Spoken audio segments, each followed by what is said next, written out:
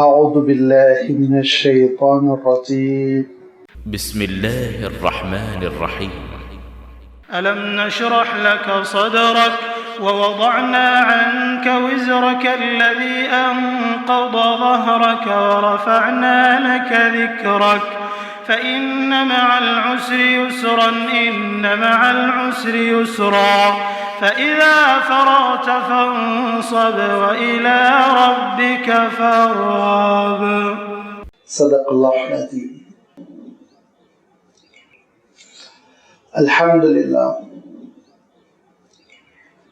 الحمدللہ رب العالمین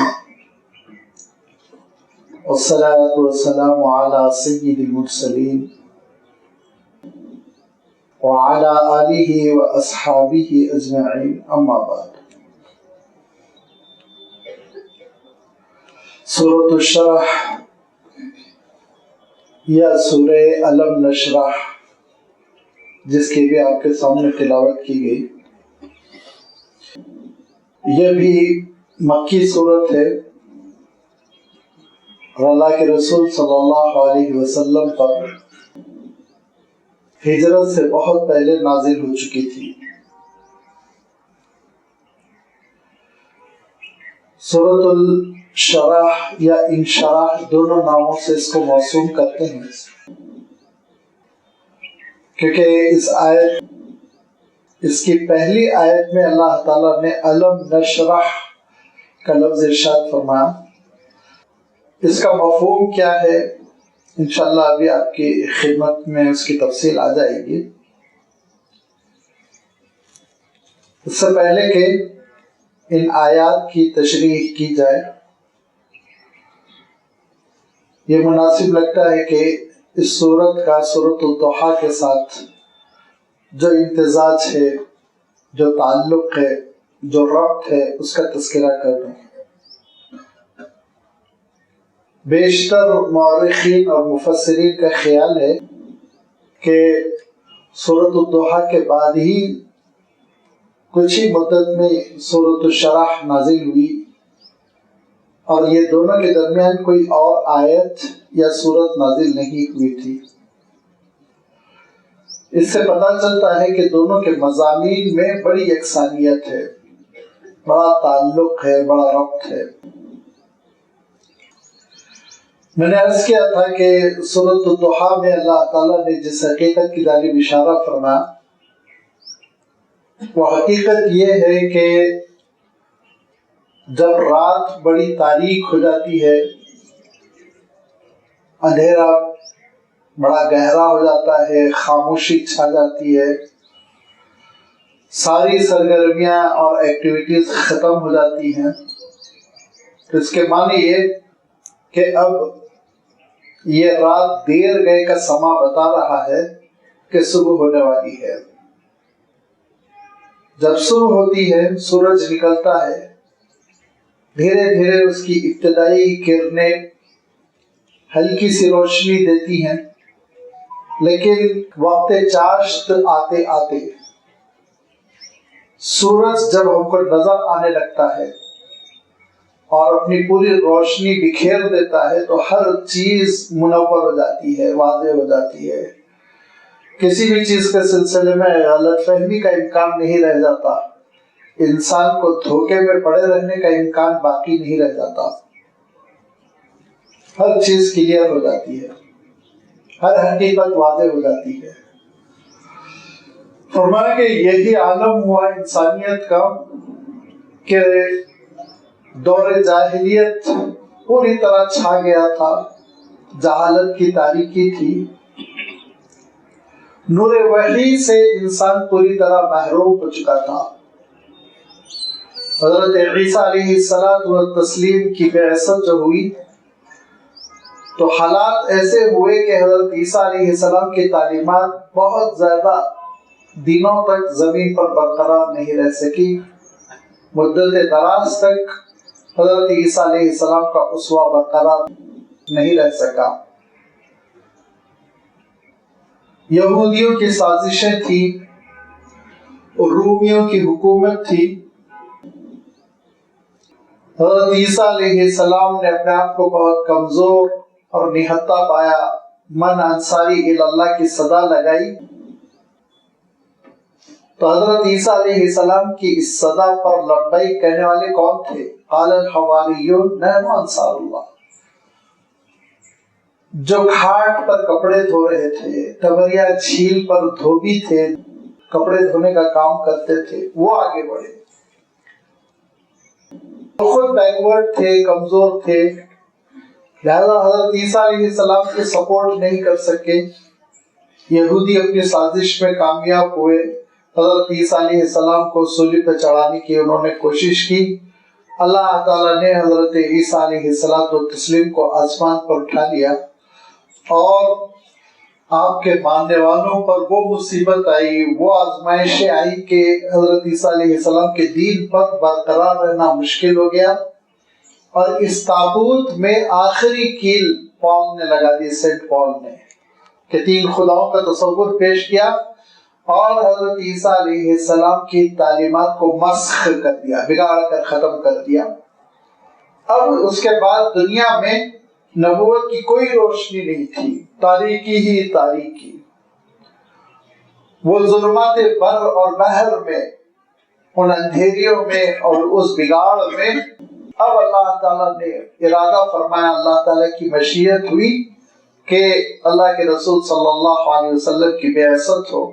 آپ صلی اللہ علیہ وسلم کی بعثت ہوئی، غار حرا میں پہلی وحی آئی، پھر اختلاف کے ساتھ ساتھ کہ دوسری وحی یا تو یا ایھا المزمل تھی یا ایھا المدثر تھی، بہرحال دوسری اور تیسری ہونے کے سلسلے میں آرا میں اختلاف ہے۔ ان 3 وحیوں کے بعد سلسلہ منقطع رہا، جس کو فترہ کہتے ہیں، ایک گیپ آ گیا، جس کی وجہ سے جن لوگوں کو یہ اطلاع تھی کہ اللہ کے رسول صلی اللہ علیہ وسلم ایک نئی دعوت پیش کر رہے ہیں، اسلام کا تعارف کروا رہے ہیں، اور ذرا وہ ناراض سے تھے، ابھی کھل کر معاملہ سامنے نہیں آیا تھا۔ ام جمیل نامی ایک عورت نے اللہ کے رسول صلی اللہ علیہ وسلم پر طنز کرتے ہوئے کہا کہ ودعک ربک وقلا، کیا ہوا؟ اللہ تعالیٰ نے نعوذ باللہ چھٹی کر لی، آپ کو چھوڑ دیا اور آپ سے ناراض ہو گیا۔ قلا کے سلسلے میں نے عرض کیا تھا، ناپسند کرنا، اکتا جانا، اکتا کر کسی چیز کو چھوڑ دینا۔ اللہ تعالیٰ نے سورۃ الضحیٰ نازل فرما دی، اور اس شان کے ساتھ کہ حضرت جبرائیل امین بنا سے نفیس تشریف لائے اپنے اصلی وجود کے ساتھ، افق پر چھا گئے حضرت جبرائیل امین، جو آپ کی اصلی شکل ہے، وہ اللہ کے رسول صلی اللہ علیہ وسلم نے پہلی بار ملاحظہ فرمائی، اور یہ صورت نازل ہوئی۔ اور اس صورت میں اللہ تعالیٰ نے کہا کہ آپ اپنے حالات دیکھیں، آپ اس معاشرے میں پیدا ہوئے تھے جہاں کمزوروں کے حقوق ہڑپ کر لیے جاتے اور یتیم کا جینا تو بہت مشکل ہوتا، لیکن باوجود کامل یتیمی کے والد بھی نہیں، کچھ دنوں کے بعد والدہ بھی نہیں، کچھ دنوں کے بعد آپ کے ہمدرد دادا بھی نہیں، اللہ تعالیٰ نے کسی کو یہ اختیار نہیں دیا کہ اللہ کے رسول صلی اللہ علیہ وسلم کو ذرہ برابر نقصان پہنچائے۔ یہ اللہ تعالیٰ کی قدرت تھی۔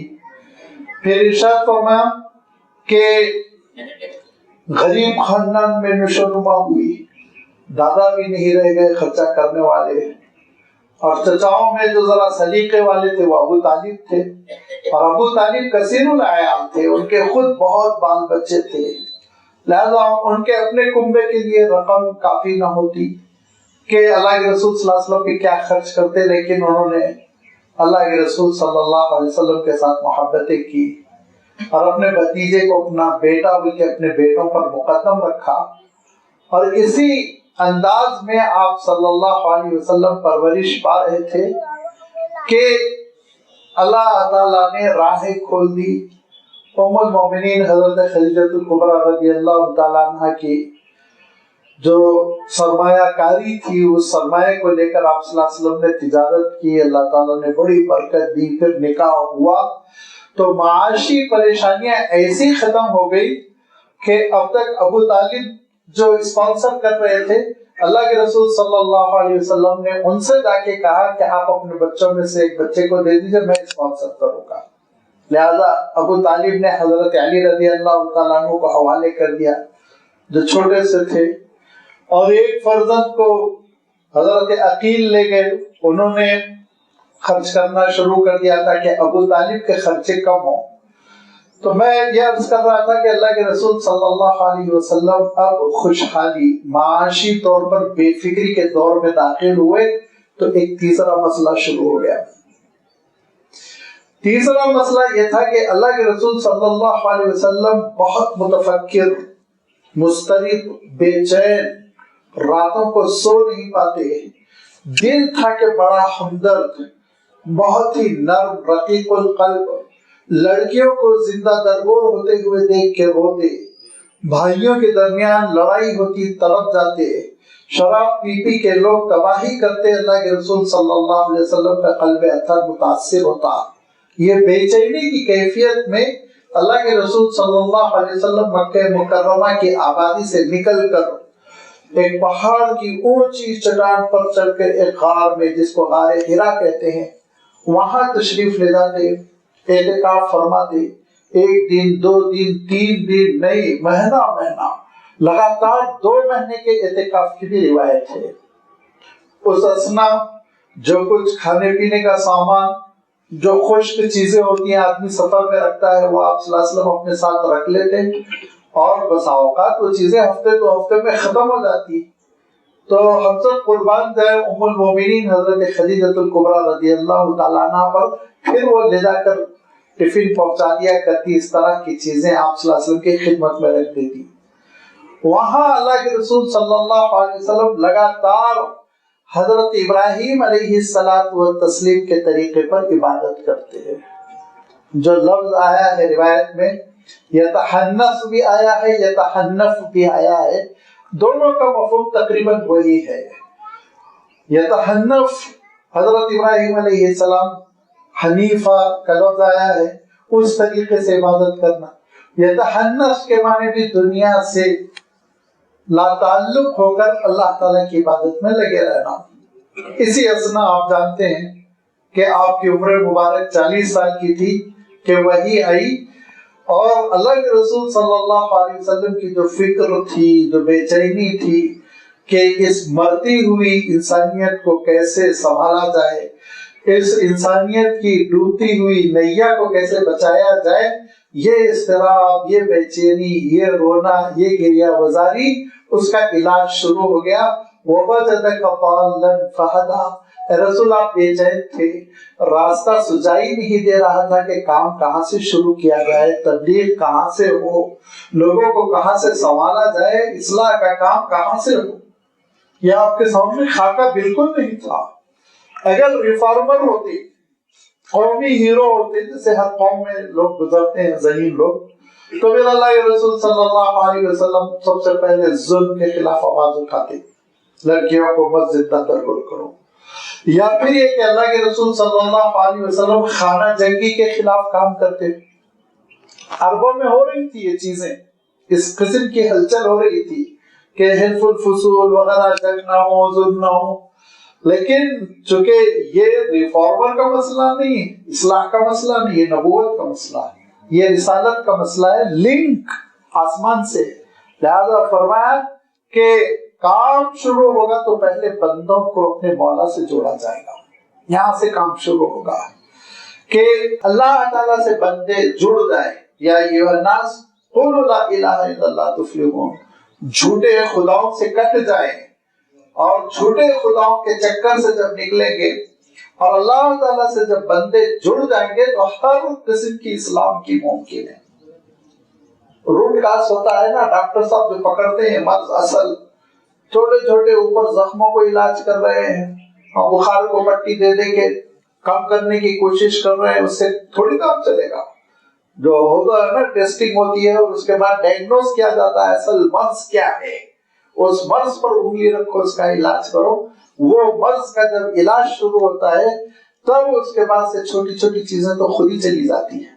لہذا اللہ کے رسول صلی اللہ علیہ وسلم کی اب آسمانی رہنمائی ہوئی، اللہ تعالیٰ نے وحی کے ذریعے سے، نبوت کے ذریعے سے، رسالت کے ذریعے سے رہنمائی فرما دی کہ کام کا آغاز ہوگا توحید سے، اللہ تعالیٰ سے رشتہ جوڑنے سے۔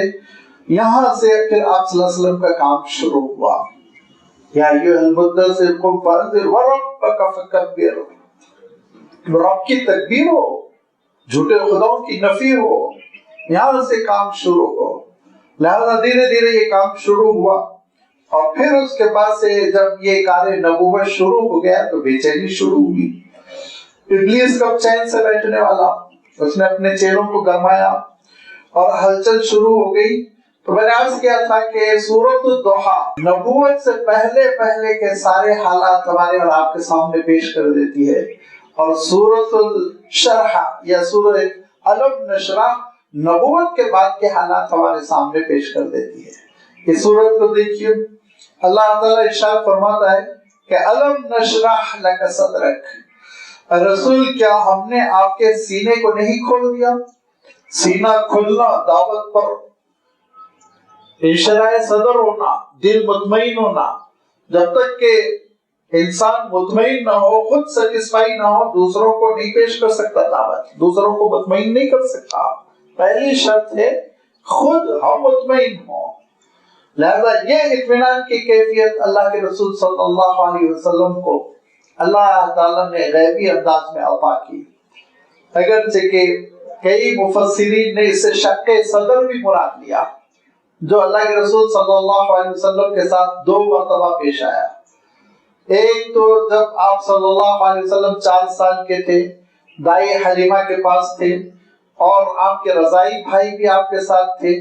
اچانک 2 سفید سی ہستیاں ظاہر ہوئی اور انہوں نے اللہ کے رسول صلی اللہ علیہ وسلم کو لٹایا اور سینہ چاک کیا۔ وہ بھائی بھاگے وہاں سے اور اپنی والدہ کو اطلاع دی کہ عجیب معاملہ ہوا ہے، 2 لوگ آئے ذبح کر رہے ہیں۔ حضرت حلیمہ بھاگتی ہوئی آئی تو اللہ کے رسول صلی اللہ علیہ وسلم کھڑے ہوئے تھے، انہوں نے فوراً سینے کو دیکھا تو دیکھا ایک لکیر سی ہے۔ پوچھا بیٹے کیا ہوا؟ تو آپ صلی اللہ علیہ وسلم نے ارشاد فرمایا کہ اماں 2 لوگ آئے تھے، انہوں نے ایسا میرے سینے کو چاک کیا، ایک تشت میں زمزم کا پانی تھا، اس میں انہوں نے میرے دل کو دھویا، دوبارہ رکھا اور اس کو پھر ملا دیا، وہ چلے گئے۔ وہ گھبرا گئی، کیا جادو کا معاملہ ہے، جن کا معاملہ ہے۔ لہذا وہ فوراً آپ صلی اللہ علیہ وسلم کو لے کر مکہ مکرمہ آئی اور حضرت بی بی آمنہ کے حوالے کر دیا کہ آپ اپنے بیٹے کو لیجئے۔ حضرت آمنہ نے پوچھا کہ تم تو بڑی حریص تھی، اس کو چھوڑنے ہی نہیں چاہ رہی تھی، ایسی اجلت کے ساتھ، بے رغبتی کے ساتھ، گھبرائی سی کیوں چھوڑ کر جا رہی ہوں؟ تو کہا نہیں بس ہو گیا، میں جتنی تربیت اور جتنی پرورش کرنا تھا میں کر چکی، اب بڑے ہو گیا، اب آپ کے گھر میں رہیں گے۔ کہا نہیں کوئی بات ہے جو تم چھپا رہی ہو، لیکن انہوں نے کہنے کی ہمت نہیں کی، وہ گھبرا رہی تھی کہ کہیں معاملہ الٹا نہ پڑ جائے، لہذا وہ آپ کے حوالے کیا حضرت بی بی آمنہ کے، اور وہ واپس چلی گئی۔ سیرت کی کتابوں میں بڑی اس کی تفصیل ہے۔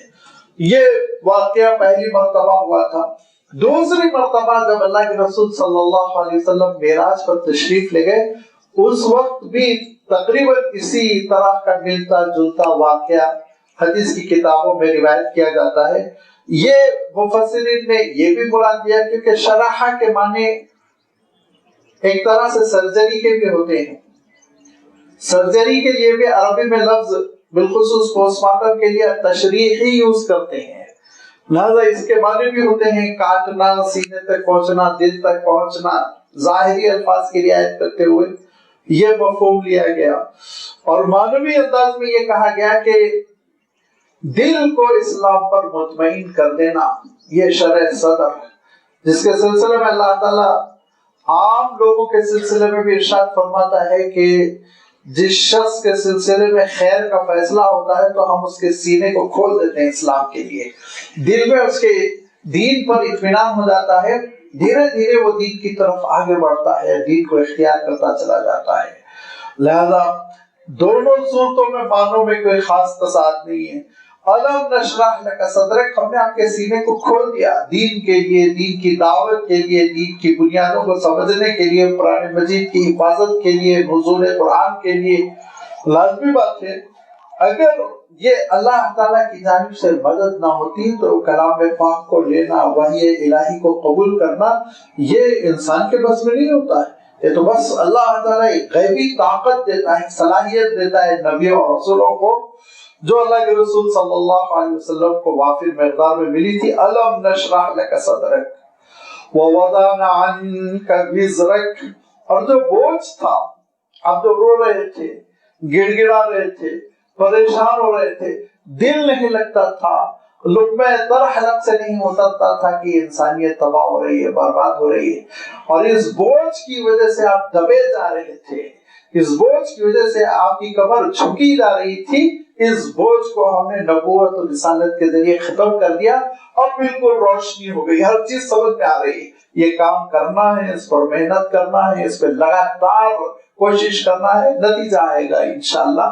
یہ کار نبوت ہے جس پر اللہ کے رسول صلی اللہ علیہ وسلم مطمئن ہو گئے، اور آپ کا جو بوجھ تھا وَوَضَعْنَا عَنْكَ وِزْرَكَ الَّذِي أَنْقَضَ ظَهْرَكَ، کہ وہ بوجھ جس نے آپ کی پیٹھ کو کمزور کر دیا تھا، آپ کی کمر کو جھکا دیا تھا، وہ ہم نے ہٹا دیا، وہ بوجھ ختم ہو گیا، اور اللہ کے رسول صلی اللہ علیہ وسلم اب مکمل انشراح صدر کے ساتھ کھڑے ہو گئے، لوگوں کو بلانا شروع کیا، سمجھانا شروع کیا، اور اسلام کی دعوت دینی شروع کر دی۔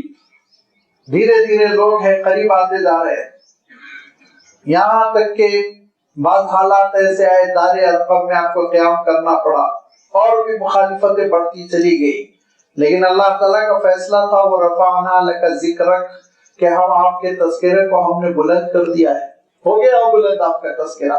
حضرت حسان بن ثابت رضی اللہ تعالیٰ عنہ کہتے ہیں کہ اللہ کے رسول صلی اللہ علیہ وسلم کا ذکر بلندیوں تک جو پہنچ گیا، اس کی سب سے بڑی دلیل یہ ہے کہ وَضَمَّ الْإِلَٰهُ اسْمَهُ إِلَى اسْمِهِ إِذَا قَالَ الْمُعَذِّنُ فِي الْخَمْسِ أَشْهَدُ، اس سے بڑھ کر اور ذکر کی رفعتیں کیا ہوں گی، بلندیاں کیا ہوں گی، کہ اللہ تعالیٰ نے اپنے نام کے ساتھ محمد کا نام جوڑ دیا ہے۔ اذان تمہاری مکمل نہیں ہو سکتی 5 مرتبہ جب تک کہ اشہد ان محمد رسول اللہ نہ کہو، تمہاری نماز مکمل نہیں ہو سکتی، اور سلام نہیں پھیر سکتے جب تک کہ تم درود شریف نہ پڑھ لو، اور تمہاری دعا قبولیت کی منزل کو نہیں پہنچ سکتی جب تک کہ تم اللہ کے رسول صلی اللہ علیہ وسلم پہ صلاۃ و سلام نہ بھیج لو۔ اور پھر اذانوں کا عالم یہ کہ اللہ تعالیٰ کی مشیت یہ ہوئی، نمازوں کے اوقات ایسے رکھے گئے کہ اس وقت بھی اگر آپ کے پاس کوئی آلہ ہو، کوئی انسٹرومنٹ ہو جس سے آپ پورے گلوب کی ایکٹیویٹیز کو سن رہے ہوں، تو اس وقت بھی اذانیں کہیں نہ کہیں ہو رہی ہیں، 5 منٹ بعد کہیں اور ہوگی، پھر اس کے بعد کہیں اور ہوگی، پھر اس کے بعد اگر آپ کے پاس ایسا انسٹرومنٹ ہو جو آپ اسپیس پہ بھیج کر اس سے آوازوں کو ریکارڈ کریں، تو ایک ہی آواز 24 گھنٹے لگاتار آپ کو سنائی دے گی، وہ اذان کی، اشہد ان محمد رسول اللہ، اشہد ان محمد رسول اللہ، ایک صدا ہے، ایک آواز ہے جو اس دنیا سے، اس گلوب سے آسمان کی طرف 24 گھنٹے کے ہر منٹ اٹھ رہی ہے۔ غور آپ نے کیا کتنا تذکرہ بلند کیا اللہ تعالیٰ نے، اللہ تعالیٰ نے آپ صلی اللہ علیہ وسلم کا ایسا ذکر بلند کیا کہ اگر اذان نہ ہوتی، اذان کے بجائے کوئی اور طریقہ ہوتا نماز کو بلانے کا، یا اذان میں دوسرا کلمہ شہادت نہ ہوتا، اشہد ان محمد رسول اللہ والا جز نہ ہوتا، اللہ تعالیٰ کی مرضی ہوتی نا، اگر نہ ہوتا تو پھر لازمی بات ہے یہ کیفیت حاصل نہ ہوتی۔ اللہ تعالیٰ نے اپنی قدرت کا نمونہ دکھایا، اور پھر اس کے بعد سے فرمایا دیکھو ذکر اتنا بلند ہے کہ اگر آپ کا نام آ جائے اور کوئی آپ پر درود نہ بھیجے، صلاۃ و سلام نہ بھیجے، تو وہ بخیل ہے، وہ بخیل ہے۔ فرمایا اللہ کے رسول صلی اللہ علیہ وسلم نے کہ جس کے سامنے میرا نام نامی، اس میں گرامی آئے، اور وہ پھر صلاۃ و سلام نہ بھیجے، تو اس سے بڑھ کے کوئی بخیل نہیں۔ یہ امت کی ذمہ داری ہے، جب کبھی آپ صلی اللہ علیہ وسلم کا نام آئے، نام مبارک محمد صلی اللہ علیہ وسلم، تو درود بھیجنا یہ ہماری ذمہ داری ہو جاتی ہے۔ اور اس کے ساتھ ساتھ اللہ تعالیٰ نے آپ صلی اللہ علیہ وسلم کے تذکرے کو ایسے بلند کیا، آپ صلی اللہ علیہ وسلم کے ذکر خیر کو اللہ تعالیٰ نے وہ بلندیاں عطا کی کہ دنیا میں کسی کی اتنی سیرت نہیں لکھی گئی جتنی اللہ کے رسول صلی اللہ علیہ وسلم کی سیرت لکھی گئی.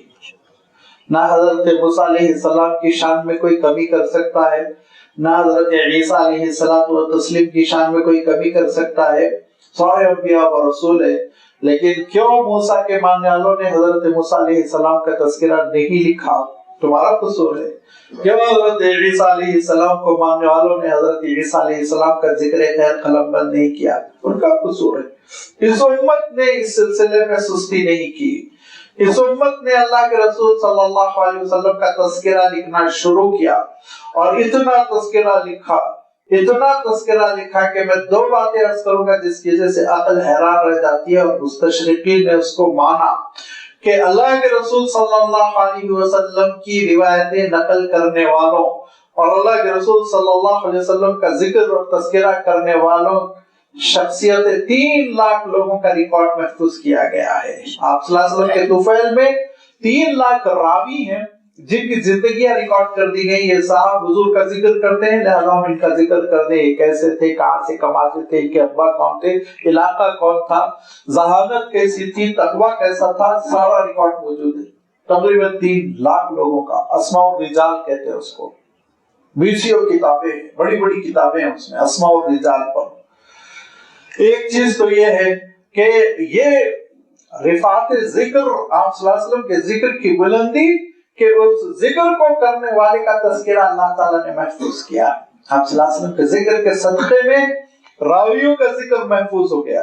ایک دوسری بات یہ کہ آپ دور مت جائیے، ہمارے اپنے زمانے کے جو بڑے بڑے لوگ گزرے ہیں، جو اپنے آپ کو ہیرو سمجھتے ہیں، یا جن کو ان کی نیشن، ان کی قوم ہیرو سمجھتی ہے، ان کا ذکر پڑھیے.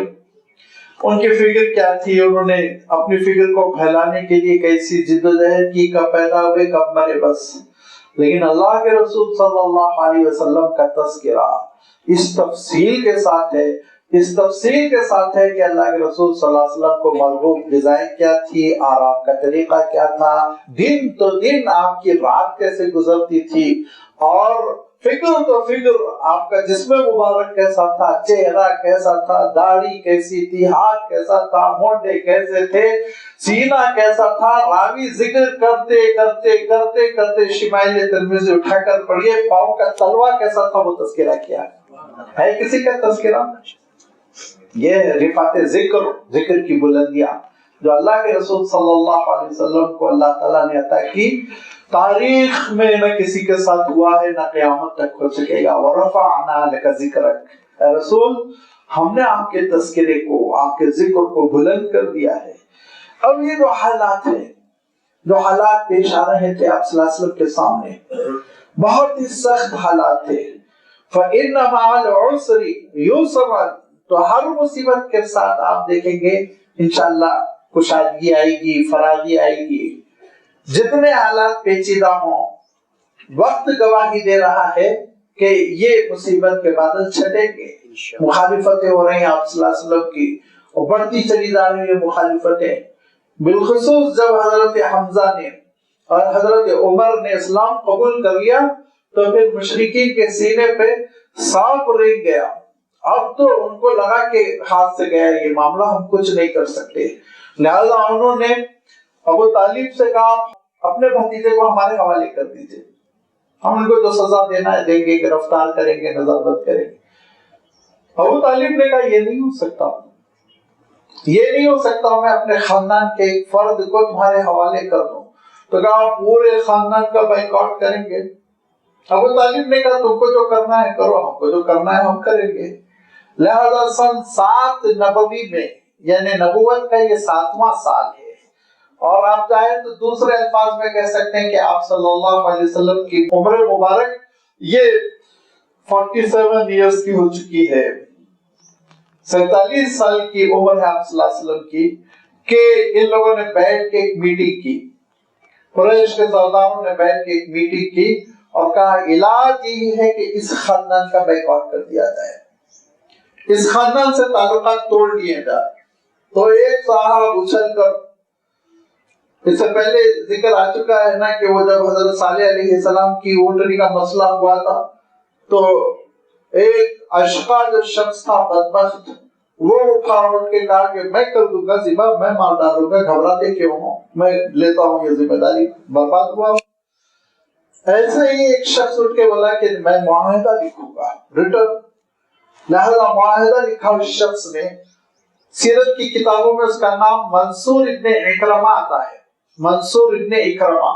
اس نے لکھا کہ بنی ہاشم سے، یعنی حضور اکرم صلی اللہ علیہ وسلم کے دادا کے کنبے سے، بنی ہاشم سے کوئی معاملات نہیں ہوں گے، خرید و فروخت نہیں، شادی و بیاہ نہیں، عطیہ نہیں، ہمدردی نہیں، علاج دوا دارو کوئی چیز نہیں ہوگی، کسی کو ملنے اور بات کرنے کی بھی اجازت نہیں ہوگی۔ لذا کہ کعبۃ اللہ میں لٹکا دیا اس کو، ایگریمنٹ ہو گیا، معاہدہ ہو گیا ہے۔ سب نے، سارے سرداروں نے، مشرکین مکہ نے اس پر اپنی تائید ثبت کر دی۔ اب اس کے بعد سے پھر حالات بہت خراب ہو گئے، گھر سے نکلنا مشکل ہو گیا۔ ابو طالب نے مشورہ دیا کہ شعب ابھی طالب میں جا کر، ایک فارم ہاؤس ٹائپ تھا ذرا سا صحرا پہ، مکے کی آبادی سے باہر نشیبی علاقہ تھا، وہاں ہم رہیں گے، جا کر تھوڑی سی کشادگی رہے گی، ٹہلنا، بچوں کا کھیلنا ممکن ہو سکے گا۔ لہذا شعب ابی طالب میں یہ کنبہ منتقل ہو گیا۔ اس میں آپ صلی اللہ علیہ وسلم ہے، اس میں حضرت خدیجۃ الکبریٰ ہے، اس میں آپ صلی اللہ علیہ وسلم کے صاحبزادیاں ہیں، ابو طالب ہیں، اور بھی بعض لوگ ہیں، جو پورا بنی ہاشم کا کنبہ ہے۔ بعض ایمان نہیں قبول کیے ہوئے ہیں لیکن خاندانی سپورٹ کے لیے کھڑے ہوئے ہیں، کیونکہ یہ عربوں میں بڑی اہم بات ہوتی تھی اپنے خاندان کا سپورٹ کرنا، سوائے ابو لہب کے۔ اس نے کہا تھا کہ میں ان کے ساتھ نہیں ہوں، میں مشرکین مکہ کے ساتھ ہوں، لہذا ابو لہب ساتھ نہیں آیا، باقی پورا خاندان شعب ابی طالب میں آ گیا۔ اور وہاں قیام ہے، کچھ ہمدرد لوگ ہوا کرتے تھے جو رات میں کچھ کھانے پینے کی چیزیں چھپ چھپا کر، ڈریس بدل کر اندھیرے میں پہنچا دیا کرتے۔ کچھ حضرت خدیجۃ الکبریٰ رضی اللہ تعالیٰ عنہ کی تجارت کی چیزیں باقی تھی کھانے پینے کی، وہ چلتی رہی، کتنے دن چلتی، دھیرے دھیرے ساری چیزیں ختم ہو گئی، اور پہرے دار مقرر کر دیے گئے تھے، کوئی تاجر وہاں جانے نہ پائے، کوئی تاجر جا نہیں سکتا تھا، کوئی چیز نہیں بیچی جاتی تھی، کسی قسم کے معاملات نہیں تھے۔ ایسا خطرناک قسم کا بائیکاٹ کہ جان کے لالے پڑ گئے۔ حضرت سعد بن ابی وقاص رضی اللہ تعالیٰ عنہ کہتے ہیں، ایک دن رات کی تاریکی میں میرے پیر کو کسی ایسی چیز سے ٹھوکر لگی جو پتھر نہیں لگ رہی تھی، لکڑی نہیں لگ رہی تھی، اس میں کچھ نرمی تھی، کچھ نرم سی چیز تھی، تو میں اس کو ٹٹولا اور اٹھایا، اور اس کو دیکھا تو ایک چمڑے کا ٹکڑا تھا، تو میں اس کو دھویا اور اس کو میں ابالا، اور ابالنے کے بعد میں کھا کے پیٹ بھرا، اس کو ابال کر اس سے میں نے پیٹ بھرا۔ یہ مصیبت تھی۔ اور بچوں کا عالم یہ تھا کہ بھوک سے رات میں چلاتے، آوازیں بلند ہوتی۔ کتنے دنوں کا بائیکاٹ، 1 مہینہ، 2 مہینہ، 3 مہینے، یہاں تک کہ 3 سال گزر گئے، اور نبوت کا 10واں سال آ گیا۔ نبوت کا 10واں سال ہے، بچے بیمار ہو کر مر رہے ہیں، اور لوگ لاغر ہو چکے ہیں، ہمتیں ٹوٹ چکی ہیں۔ ابو طالب کہتے ہیں کہ بیٹے کو سوچو، کچھ ہو جائے، اصلاح ہو جائے، صلاح ہو جائے، کچھ آپس میں لین دین ہو جائے، نہیں ہم جی سکتے ایسے۔ تو آپ صلی اللہ علیہ وسلم نے کہا جب تک کہ یہ مشرکین مکہ نرمی نہ کریں ہم کیا کر سکتے ہیں، راہ دعوت کا معاملہ اس میں کمپرومائز کرنے والا نہیں، دعوتوں میں پیش کرتا رہوں گا۔ اور جہاں تک کہ ان کا ایگریمنٹ ہے جو لکھ کے لٹکایا، چچا جان وہ آپ جا کر دیکھیں، اس کو پورا کا پورا دماغ کھا چکی ہے۔ کہا جو تم کہہ رہے کنفرم ہے؟ تو اللہ کے رسول صلی اللہ علیہ وسلم نے فرمایا کہ 100% کنفرم صحیح ہے کہ اس میں بسمک اللہم ایک لفظ باقی رہ گیا ہے، باقی پورے اس کاغذ کو، اس ورق کو دماغ کھا چکی ہے، جا کے آپ دیکھ لیں۔ تو ابو طالب نے کہا ایوبیہ کا ربک، تمہارے رب نے تلا دی کیا؟ تو کہا جی اللہ تعالیٰ کی جانب سے تلا، آپ جا کر دیکھیں۔ اسی اسنا ایک ہشام ابن عمیر نامی بزرگ تھے، ایک نوجوان تھے اصلا، اور انہوں نے وہ رات میں چھپ چھپا کے کچھ نہ کچھ کھانے پینے کی چیزیں پہنچاتے تھے۔ انہوں نے اپنے ایک دوست سے کہا کہ ہمارے گھروں میں شادیاں ہو رہی ہیں، تقاریب ہو رہی ہے، کھا رہے ہیں، کود رہے ہیں، اور ہمارے ہی قبیلے کا ایک کنبا بھوکو مر رہا ہے، کیا انسانیت ہماری مر چکی؟ تو ان کے دوست نے کہا میری بھی رائے وہی ہے تو تمہاری ہے، میں اکیلا کیا کروں؟ کہا تم اکیلے نہیں، میں بھی ساتھ ہوں، ہم دو ہو گئے۔ کہا اور ایک کو دیکھیں گے، لہذا آپ تیسرے شخص، چوتھے شخص، 5 لوگ تیار ہو گئے ہشام کی بات پر کہ ہم آپ کا ساتھ دیں گے۔ یہ 5 کو لے کر انہوں نے رات میں مشورے کیے اور صبح ابو طالب کو بلایا، وہ کعبۃ اللہ کے صحن میں آ کے خاموشی سے بیٹھ گئے، اور بات تو کرنے کی اجازت نہیں ہے، لہذا وہ خاموش بیٹھے ہوئے ہیں۔ اب ابو جہل، ابو لہب، عتبہ، شیبہ سب آتے چلے گئے، تو اس میں سے ہشام نے کھڑے ہو کے تقریر کی کہ یہ انتہائی ظالمانہ روش ہے کہ ہم کھاتے پیتے رہیں اور ہماری طرح ہماری برادری کے کچھ لوگ بھوکو مرے، یہ ہماری انسانیت کے خلاف ہے، اس کے خلاف ہم کو عمل کرنا ہوگا، یہ معاہدے کو توڑنا ہوگا۔ تو ابو جہل نے گھور کر دیکھنے کی کوشش کی، ڈرانے دھمکانے کی کوشش کی، دوسرا ساتھی اٹھ کے کھڑے ہو گئے، کہنے لگے میں بھی تائید کرتا ہوں، معاہدہ ختم کرنا چاہیے۔ ادھر سے تیسرے کھڑے ہو گئے، ادھر سے چوتھے کھڑے ہو گئے، ادھر سے 5ویں کھڑے ہو گئے۔ تو ابو جہل نے کہا لگتا ہے راتوں رات سازش تیار ہوئی، راتوں رات سازش تیار ہوئی۔ یہ دیکھا کہ لوگوں کی رائے بنتی جا رہی ہے، تو اس نے کہا لیکن اس معاہدے کا کیا ہوگا جس معاہدے کو ہم نے لکھ کر لٹکا دیا ہے؟ تو ابو طالب نے کہا وہ باقی کہاں ہے، جا کے دیکھو، کچرا ہو چکا ہے۔ کہا ایسے کیسے؟ کہا جا کے دیکھو، صرف بسمک اللہم تم کو ملے گا، باقی معاہدہ دیمک کھا چکی ہے۔ ابو جہل نے کہا اگر ابو طالب تم اپنی بات میں سچے ہو تو معاہدہ ختم، ہم توڑ دیتے اس معاہدے کو، لیکن اگر تمہاری بات کے خلاف بات نکلی تو ہم شدید محاصرہ کریں گے اور سختی کریں گے بائیکاٹ میں۔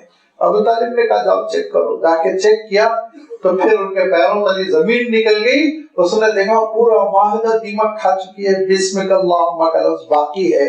بس اتنا دیکھنا تھا کہ لوگوں میں شور ہوا تھا اب بائیکاٹ باقی نہیں رہے گا، اب ختم کرو بائیکاٹ، اور بائیکاٹ ختم ہوا۔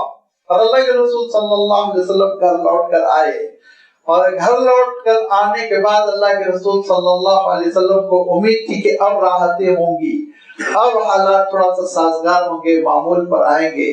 اور یہ وہ واقعہ ایسا کہ اللہ کے رسول صلی اللہ علیہ وسلم کی تائید غیبی ایسے ظاہر ہوئی کہ ایک طرف معاہدہ پورا کا پورا دیمک نے کھا گیا، اور دوسری طرف منصور ابن اکرمہ کے ہاتھ چھل ہو گئے، فالج مفلوج ہو گئے، ہاتھ کام کرنا چھوڑ دیا۔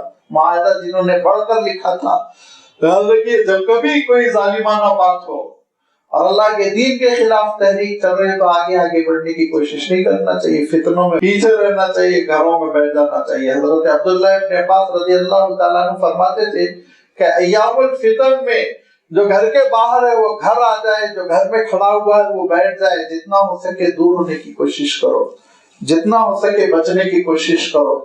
لہذا یہ معاہدہ ختم ہوا، حالات معمول پر آئے، اللہ کے رسول صلی اللہ علیہ وسلم گھر پہنچے، ام المومنین حضرت خدیجہ الکبریٰ رضی اللہ تعالیٰ عنہ گھر پہنچی، لیکن ابو طالب بیمار ہو گئے، اتنا لمبا انہوں نے 80 سے عمر ان کی متجاوز تھی اور اتنی لمبی مشقت جھیل لی تھی، لہذا وہ کمزور ہو گئے، دیکھتے دیکھتے ان کی وفات ہو گئی۔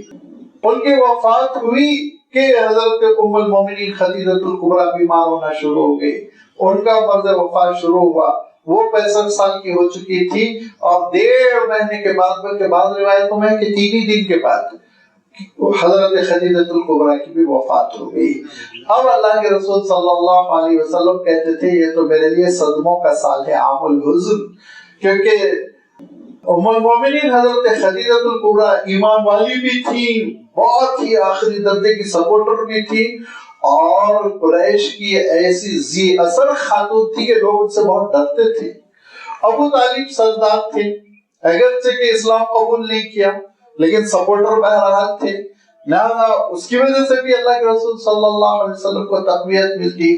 تو ابو طالب کی وجہ سے بیرون خانہ جو آپ صلی اللہ علیہ وسلم کو سپورٹ تھا وہ ختم ہو گیا، اور حضرت خدیجہ الکبریٰ رضی اللہ تعالیٰ عنہ کی وفات کی وجہ سے گھر کے اندر جو اطمینان تھا وہ ختم ہو گیا۔ بچیاں ہیں، اب صاحبزادیاں ہیں صلی اللہ علیہ وسلم کی، اور مکے کے لوگ بہت جری ہو گئے، اور جو اللہ کے رسول صلی اللہ علیہ وسلم پر انگلی نہیں اٹھا سکتے تھے اب وہ بدتمیزی پہ اتر آئے، یہاں تک کہ ایک مرتبہ اللہ کے رسول صلی اللہ علیہ وسلم گھر تشریف لا رہے تھے تو ایک بدبخت شخص نے آپ صلی اللہ علیہ وسلم کے اوپر مٹی ڈال دی، خاک ڈال دی، اور خاکالود اللہ کے رسول صلی اللہ علیہ وسلم گھر لوٹے، ننھی ننھی بیٹیاں اپنے ہاتھوں سے آپ صلی اللہ علیہ وسلم کے سر سے دھول کو دور کر رہی ہے اور رو رہی ہیں، تو اللہ کے رسول صلی اللہ علیہ وسلم فرماتے ہیں یا بنی لا تبکی فإن اللہ مانع اباک، بچے رونے کی ضرورت نہیں ہے، اللہ تعالیٰ تمہاری کی حفاظت کرے گا، تمہارے والد کی اللہ تعالیٰ حفاظت کرے گا۔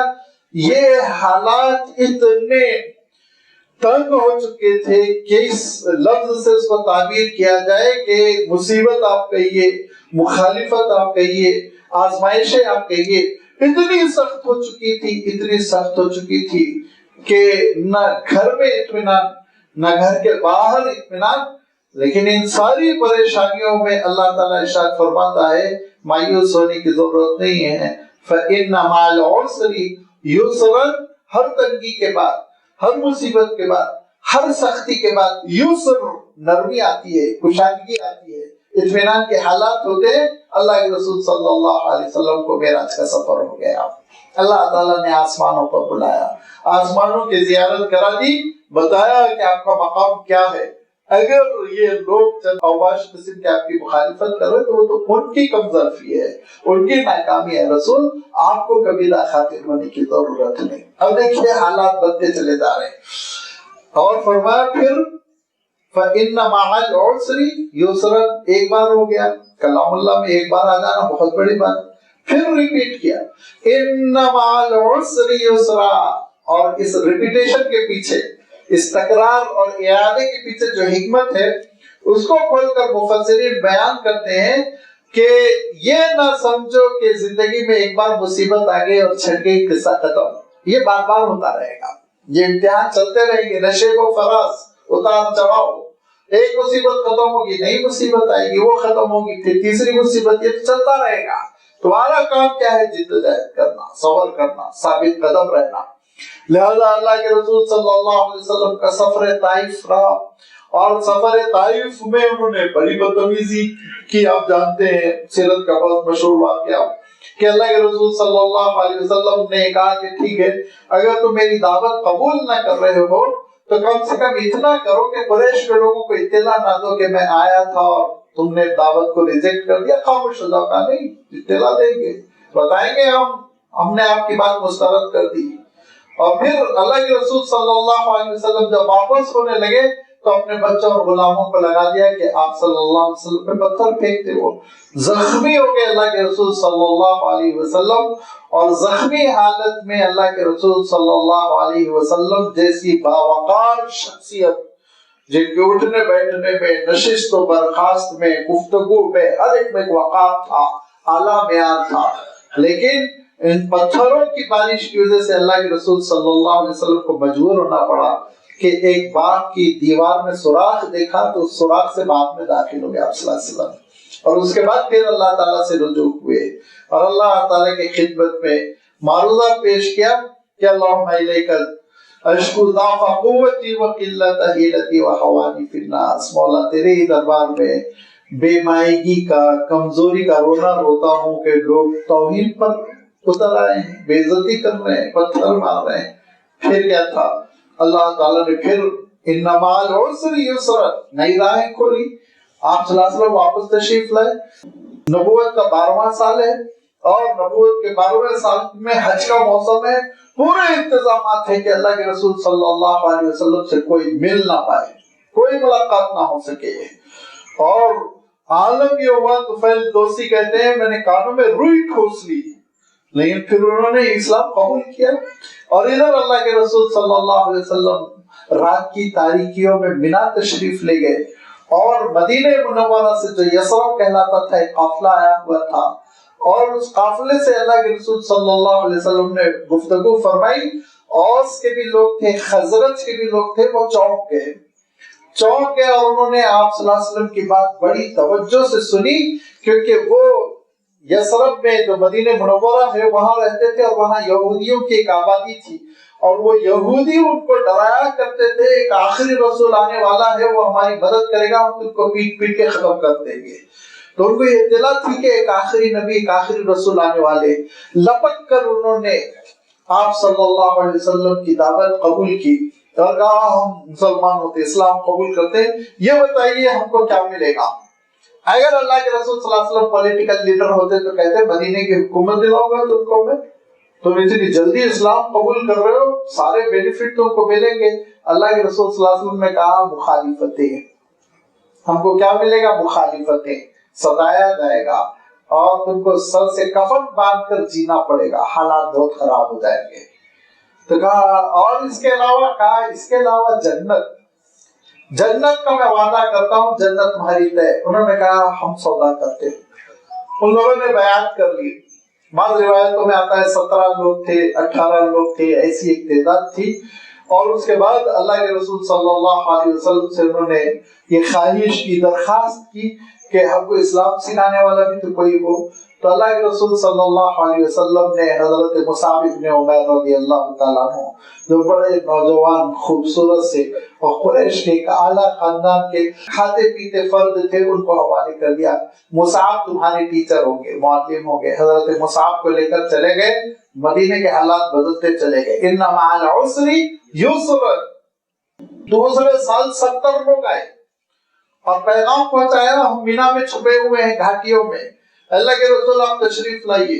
اللہ کے رسول صلی اللہ علیہ وسلم تشریف لے گئے اور ان سے اللہ کے رسول صلی اللہ علیہ وسلم نے خطاب فرمایا، انہوں نے دعوت قبول کی، بیعت کی آپ صلی اللہ علیہ وسلم کے ہاتھ میں ہاتھ دے کر، اور کہا ہم ہو رہے ہیں مسلمان، ہم آپ کے سپورٹ میں رہیں گے، آپ تشریف لائیے۔ اللہ کے رسول نے کہا جب تک کہ اللہ کا حکم نہ ہو، رسول اور نبی کبھی ہجرت نہیں کرتا، اللہ کا حکم آئے گا میں ہجرت کروں گا، ہاں جو مظلوم مسلمان ہیں مکے کے نہتے ان کو میں بھیجنا شروع کر دوں گا۔ ہجرتیں شروع ہوئی، ایک ایک خاندان، ایک ایک کنبہ جا رہا ہے۔ حضرت حمزہ چلے گئے، حضرت عمر چلے گئے، کئی صحابہ چلے گئے، یہاں تک کہ پھر اللہ تعالیٰ کی جانب سے حکم ہجرت آیا۔ نبوت کا 13واں سال اللہ کے رسول صلی اللہ علیہ وسلم نے ہجرت فرما لی۔ بس ہجرت کرنا تھا کہ دارالاسلام وجود میں آ گیا، اسلام کا کیپٹل وجود میں آ گیا۔ اب حالات بدل گئے، ان مع العسر یسرا، لیکن اس کے بعد پھر حملے ہوئے، بدر کی جنگ ہوئی، احد کی جنگ ہوئی، اور یہ جنگیں ہوتی چلی گئی یہاں تک کہ پھر آپ جانتے ہیں کہ سن 8 ہجری میں مکہ مکرمہ فتح ہو گیا۔ ان مع العسر یسرا، پوری سیرت یہ صورت پیش کر دیتی ہے کہ اللہ کے رسول صلی اللہ علیہ وسلم نے کیسے جدوجہد کی، لگاتار کوششیں، ایک مصیبت ختم ہوتی تو دوسری مصیبت کھڑی ہو جاتی ہے، اور اس مصیبت پر کنٹرول کرتے کہ تیسری مصیبت۔ مدینے میں کتنی پریشانیاں پیش آئی، یہودیوں نے کتنا ستایا، منافقین نے کیسے پریشان کیا، روم نے حملے کی کوشش کی اور مدینے کی سلطنت کو ختم کر دینے کی بڑی بڑی عالمی سازشیں ہوئی، لیکن اللہ کے رسول صلی اللہ علیہ وسلم کی ثابت قدمی، لگاتار محنت، جدوجہد، پھر اللہ کے رسول صلی اللہ علیہ وسلم کو وہ خوشخبری ملی جو سورۃ النصر میں آپ اس کی وضاحت دیکھیں گے، اذا جاء نصر اللہ والفتح ورأیت الناس يدخلون فی دین اللہ افواجا۔ فرمایا دیکھو مایوس کبھی نہ ہونا زندگی میں، حالات کتنے ہی کبیدہ خاطر ہوں، مشکل ہوں، مخالفت کی آندھیاں چل رہی ہوں، اللہ سے لو لگا کر رہنا، مایوس نہ ہونا۔ مایوسی تو کفر ہے، مایوسی کو کفر قرار دیا اللہ تعالیٰ نے۔ ارشاد فرمایا انہو لا یئس من روح اللہ الا القوم الکافرون، کافر مایوس ہوا کرتے، مومن کبھی مایوس نہیں ہوتا، ہمیشہ اللہ کی رحمتوں سے لو لگا کے رہتا ہے۔ جہاں اس کے گناہوں کا مسئلہ ہوتا ہے تو لا تقنطوا من رحمت اللہ، اللہ کی رحمتوں سے وہ مایوس نہیں ہوتا کہ ضرور اللہ تعالیٰ معاف فرمائے گا، انہ یغفر الذنوب جميعا۔ اور جہاں دنیاوی مشکلات کا مسئلہ ہوتا ہے تب بھی وہ اللہ تعالیٰ کی قدرت سے مایوس نہیں ہوتا، اللہ کی مدد ضرور نازل ہوگی۔ تو یہ 2 مرتبہ ریپیٹ کیا گیا، فَإِنَّ مَعَ الْعُسْرِ يُسْرًا، إِنَّ مَعَ الْعُسْرِ يُسْرًا، یہ اس اعادے کا مفہوم یہ ہے، حالات آتے رہیں گے، مشکلات آتی رہے گی، کنٹرول کرنا، آگے بڑھتے رہنا، ترقی کرتے رہنا۔ یہ حالات ایسا نہیں زندگی میں ایک مرتبہ آ گئے ختم ہو گیا قصہ، انہی حالات سے تم کو گزرنا ہے. اور سورۃ البلد میں اللہ تعالیٰ نے صاف ارشاد فرمایا وَلَقَدْ خَلَقْنَا الْإِنسَانَ فِي كَبَدٍ. مشقتوں میں تو ہے ہی زندگی. ثابت قدمی اصل چیز ہے. ثابت قدمی کیا ہے؟ فرمایا فَإِذَا فَرَغْتَ فَانصَبْ وَإِلَىٰ رَبِّكَ فَارْغَب. جب آپ فارغ ہو جائیں تو آپ کھڑے ہو جائیں، نصب ہو جائیں، جم جائیں. کس کے لیے؟ اللہ کی عبادت کے لیے. لہذا اکابر صحابہ نے، بڑے بڑے تابعین، مفسرین نے یہی بات لکھی کہ فَإِذَا فَرَغْتَ، جب آپ دنیاوی کوششوں سے، دعوتی کوششوں سے، دن بھر کی کوششوں سے فارغ ہو جائیں تو اب اللہ تعالیٰ کی عبادت کے لیے کھڑے ہو جائیں.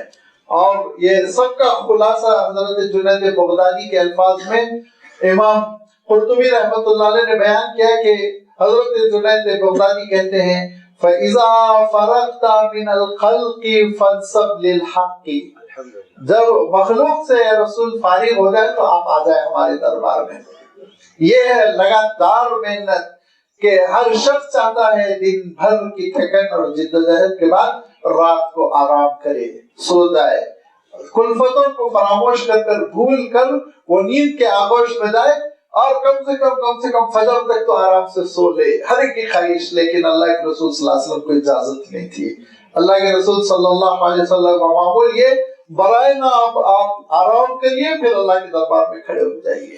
کیسے کھڑے ہو جائیے؟ سورۃ المزمل میں گزر چکا ہے کہ عالم یہ ہونا چاہیے کہ آدھی رات یا کم و بیش، گن کے منٹ اور سیکنڈز کی ضرورت نہیں، کم و بیش آدھی رات آپ کو اللہ تعالیٰ کے دربار میں کھڑے ہونا ہے. آدھی رات میں عرض کر چکا ہوں اس موقع پر کہ اگر 10 گھنٹے کی رات ہے تو 5 گھنٹے کی تہجد اللہ کے رسول صلی اللہ علیہ وسلم کی. اور تہجد میں عالم یہ کہ روایات صحیحہ میں آتا ہے کہ پہلی رکعت میں سورہ بقرہ، دوسری رکعت میں آل عمران. سوچیے 2-2 پارے کی صورتیں. اور ہم آپ بھی طویل نمازیں پڑھتے ہیں الحمدللہ، اپنی حیثیت سے تراویح پڑھتے ہیں، بسا اوقات 5 پارے بھی لوگ پڑھتے ہیں. کسی کے پیر پہ ورم آیا، کسی کے پیر پہ ورم نہیں آیا. اللہ کے رسول صلی اللہ علیہ وسلم کے قدم مبارک پر ورم آ جاتا تھا. کیوں؟ 1 گھنٹے کا قیام ہے ایک رکعت کے لیے. ایک رکعت کے لیے 40 منٹ کا قیام ہے. 5 گھنٹے کی نماز ہے، 6 گھنٹے کی نماز ہے، ورم آتا، پھٹنے لگتا پیر. اور حضرت عائشہ رضی اللہ تعالیٰ عنہ قدموں کو سہلاتے ہوئے کہتی اللہ کے رسول آپ کا تو سب معاملہ اللہ کے پاس ختم ہو چکا، کوئی مسئلہ نہیں ہے، آپ اتنی عبادتیں، اتنی جدوجہد، اتنی کوششیں. تو اللہ کے رسول صلی اللہ علیہ وسلم فرماتے افلم اکن عبدا شکورا. یہ شکر گزاری ہے، اب اللہ کا شکر ادا کرنا ہے. فَإِذَا فَرَغْتَ، جب آپ فارغ ہونے فَانصَبْ، اب اللہ کے دربار میں کھڑے ہو جائیں. وَإِلَىٰ رَبِّكَ فَارْغَب، اور رب ہی سے رغبت ہو، اسی سے اجر، اسی سے فتح، اسی سے کامرانی، اسی سے غلبہ. ہر چیز کی آپ کو امید اگر ہو، رغبت ہو تو اپنے مولا سے. انسانوں کی طرف نگاہ اٹھا کر نہ دیکھیں، ان کی طرف سے سپورٹ. یہ حکومت کام کر لے گی، یہ پارٹی ہمارا ساتھ دے گی، یہ لیڈر سیکولر ہے، کام آ جائے گا. سب کو نکال کر پھینک دو. اگر تمہارا کام آ سکتا ہے تو تمہارا رب کام آ سکتا ہے، مولا کام آ سکتا ہے. وہ انما مع العسر یسرا، حالات بدلنے پہ قادر ہے. اس کے دربار میں کھڑے ہو جاؤ، اس سے مدد مانگو، اس سے نصرت مانگو. کہاں ادھر ادھر دوڑ رہے ہو؟ جن چیزوں کو تم نے اللہ سے ہٹ کے سہارا سمجھا وہ اتنے بودے گئے گزرے ہیں جیسے کہ مکڑی کا جالا. مکڑی کا جالا جتنا کمزور اتنا اتنی کمزور ہے یہ پارٹیاں، یہ اقتدار، یہ حکومتیں، یہ سلطنتیں. اصل تو بس احکم الحاکمین ہیں. اس کے دربار میں رجوع کرو، وہاں آ کر نمازیں پڑھو، مدد مانگو، دعائیں کرو، نصرت طلب کرو. وہ جو حالات کو بدل دے گا نا، الٹ پھیر کر دے گا، لوگوں کی عقلیں حیران رہ جائے گی. پتھر کو پتھر سے ٹکروائے گا، لوہے کو لوہے سے کاٹ ڈالے گا. وہ قدم ہو جائے گا، تمہارے لیے کھڑے ہو جائیں گے مدد کرنے والے، تمہارے لیے راہیں ہموار ہوگی. اس وقت جب کہ تم اپنے رسول کے راستے پر چلو. اللہ کے رسول صلی اللہ علیہ وسلم نے جو دین کو پیش کیا اور دن بھر کی مشغولیت کے بعد اللہ تعالیٰ سے جو پیٹرول لیا، مایا دیا، کام کرنے کی صلاحیت لی، رو رو کر نمازوں سے، تہجد سے، دعاؤں سے اس ترتیب پر آ جاؤ تو حالات بدلیں گے. جب حالات بدلیں گے، جبکہ آپ تم اللہ سے جڑ جاؤ، وہاں ہے اصل نسخہ، وہاں سے علاج شروع ہوگا، وہ اصل بیماری۔ جب اس میں انگلی رکھی جائے گی تو پھر سارے کے سارے امراض دور ہوتے چلے جائیں گے۔ لہذا فرمایا دیکھو کبھی مایوس نہ ہونا، ہر تنگی کے بعد، ہر پریشانی کے بعد ایک نرمی آتی ہے، اور ہر پریشانی، ہر مصیبت کے بعد ایک نرمی آتی ہے۔ اللہ کے رسول صلی اللہ علیہ وسلم فرماتے ہیں کہ تمہارا رب بہت ارحم الراحمین ہے۔ لن یغلب العسر یسرین، کبھی ایسا نہیں ہو سکتا کہ ہر مصیبتیں آتی چلی جائیں اور تمہارے لیے کوئی کشادگی کا سامان نہ ہو، خوشحالی کا سامان نہ ہو، راحت کچھ بھی نہ ملے، ایسا نہیں ہو سکتا۔ آئے گی مدد، راحتیں آئیں گی، لیکن یہ کہ آزمائشیں آتی رہیں گی۔ چڑھاؤ پہ چڑھو گے تبھی تو اتار کی طرف تمہاری گاڑی جائے گی۔ لہذا اس حقیقت کو سمجھتے ہوئے جب بندے اللہ تعالیٰ سے لو لگائیں گے تو ان کا پتہ چلے گا کہ یہ اللہ کے رسول صلی اللہ علیہ وسلم کی جد و جہد ایسا نہیں ہے کہ اللہ کے رسول صلی اللہ علیہ وسلم ہی کے ساتھ خاص رہی، سارے نبیوں کو، رسولوں کو ان حالات سے گزرنا پڑا، اور ان نبیوں اور ان رسولوں کی جانب اشارہ آپ دیکھیں گے سورہ والتین میں اللہ تعالیٰ نے فرمایا، انشاءاللہ اس کی وضاحت آئندہ اتوار آپ کی خدمت میں رکھی جائے گی۔ وآخر دعوانا ان الحمدللہ رب العالمین۔